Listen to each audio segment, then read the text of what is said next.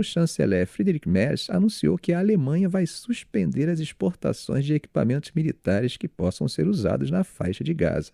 Essa decisão vem como resposta ao plano de Israel de expandir suas operações na região, Merz fez questão de dizer que reconhece o direito de Israel de desarmar o Hamas e buscar a libertação dos reféns israelenses, mas afirmou que, diante da decisão de ampliar a ofensiva, fica cada vez mais difícil ver como esses objetivos podem ser alcançados. Gente, esse é um ponto de virada na política externa alemã, hein? O apoio de Berlim a Israel, principalmente sob a administração de Merz, sempre foi muito firme. Claro que marcado por um peso histórico ligado ao olô pontinho pontinho, Só que com o aumento no número de mortes em Gaza e o agravamento da crise humanitária, a pressão da opinião pública alemã por uma reação do governo acabou crescendo bastante. Segundo o Instituto Internacional de Pesquisa para a Paz de Estocolmo, entre 2019 e 2023, a Alemanha forneceu cerca de 30% das importações de armamentos pesados de Israel, principalmente navios de guerra, como as fragatas Saar 6, que inclusive têm sido usadas nessa guerra. Merz destacou que, para a Alemanha, as prioridades agora são a libertação dos reféns, as negociações de cessar-fogo e o alívio do sofrimento civil. E aproveitou para pedir que o governo de Netanyahu não avance com planos de anexar partes da Cisjordânia. Essa proposta, defendida por membros da ala mais radical da direita da coalizão israelense, inclui até a tomada total de Gaza, algo que o próprio exército de Israel alerta que pode colocar em risco a vida dos reféns que ainda estão vivos. Os números, gente, são bem expressivos. O parlamento alemão informou que entre 7 de outubro de 2023 e 13 de maio de 2025, foram autorizadas licenças de exportação de armamentos para Israel no valor de 485 milhões de euros, o que dá cerca de 564 milhões de dólares. E só no ano de 2023, logo após o ataque, as exportações de armas da Alemanha para Israel aumentaram cerca de 10 vezes. Organizações de direitos humanos já entraram com ações judiciais para tentar barrar essas vendas, alegando que o material poderia ser usado diretamente na guerra em Gaza.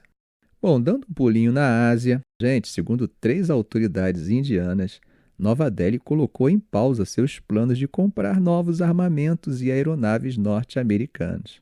Como já comentamos em vídeos anteriores, Trump adicionou mais 25% de tarifa sobre as exportações indianas, Isso como punição pela compra de petróleo russo. Na visão de Trump, isto estaria ajudando a financiar a guerra da Rússia na Ucrânia.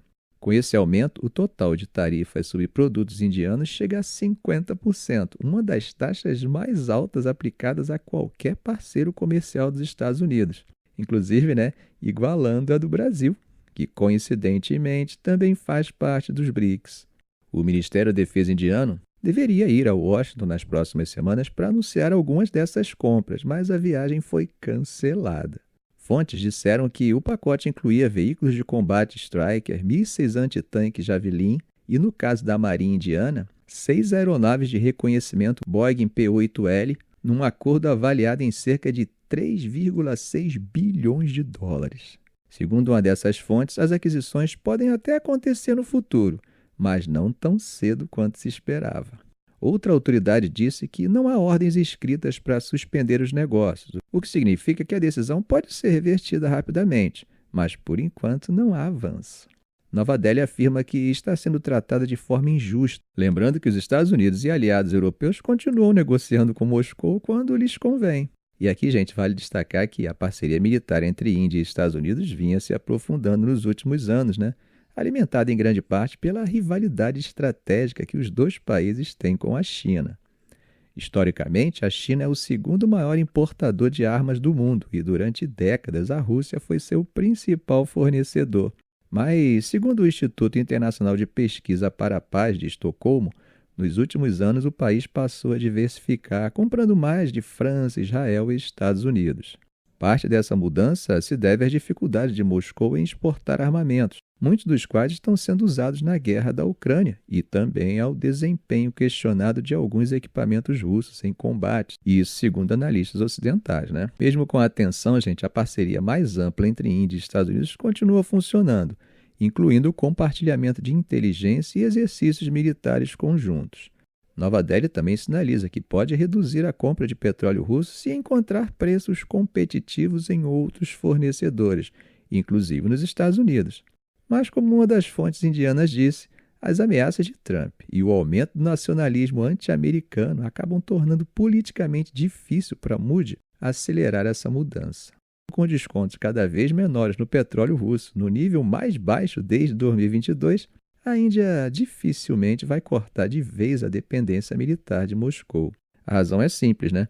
Décadas de cooperação significam que grande parte dos sistemas de defesa indianos ainda precisa de apoio técnico russo. Para completar, gente, nos bastidores, Moscou segue tentando vender novas tecnologias à Índia, como o sistema de mísseis antiaéreos S-500.